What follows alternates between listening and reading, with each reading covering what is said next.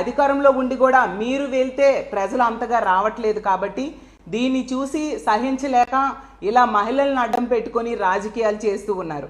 నిజం చెప్పాలంటే మహిళల్ని పంపింది మీరే, అక్కడికి పంపడమే కాకుండా వెనక టీడీపీ కార్యకర్తలను పెట్టి మా దాడులు చేయించింది మీరు. మళ్ళీ తిరిగి మా పార్టీ వాళ్ళ మీద ఎదురు దాడి చేయడం ఎంతవరకు సమంజసం? అసలు జగన్మోహన్ రెడ్డి గారు ఎందుకు క్షమాపణ చెప్పాలి? జగన్ ఎప్పుడైనా మహిళలకి ఏమైనా మాట అన్నారా? అసలు తీసుకుంటే మీ నాయకుడైన చంద్రబాబు నాయుడు గారి లాగా కోడలు మగబిడ్డను కంటానంటే అత్త వద్దంటుందా అని అలాంటి డైలాగ్స్ ఎప్పుడైనా జగనన్న ఏ రోజైనా అన్నారా? మరి ఎందుకు జగన్మోహన్ రెడ్డి గారి మీద ఎలాంటి మాటలు, ఎలాంటి సంస్కృతికి మీరు తెరలేపారు అని నేను అడుగుతూ ఉన్నాను. అసలు మహిళల నిరసన పేరిట గత 3 రోజులుగా చూసినాము రాష్ట్ర వ్యాప్తంగా అరాచకాలు, అన్యాయాలు చేస్తూ ఉండే పరిస్థితి. మహిళల్ని మీ స్వార్థ రాజకీయాలకు, విష రాజకీయాలకు వాడుకోవడం ఎంతవరకు సమంజసమని నేను అడుగుతూ ఉన్నాను. అడుగడుగున కూడా మహిళలనేమో వాళ్ళకి ఇచ్చిన హామీలు మీరు అమలు చేయలేదు సరికదా. మీరు ర్యాలీలకి వాడుతూ ఉన్న మహిళలకైనా కనీసం మీరు తల్లికి వందనం ఇచ్చారా, ఆసరా ఇచ్చారా, చేయూత ఇచ్చారా? అది ఇవ్వడం మీద దృష్టి పెట్టండి.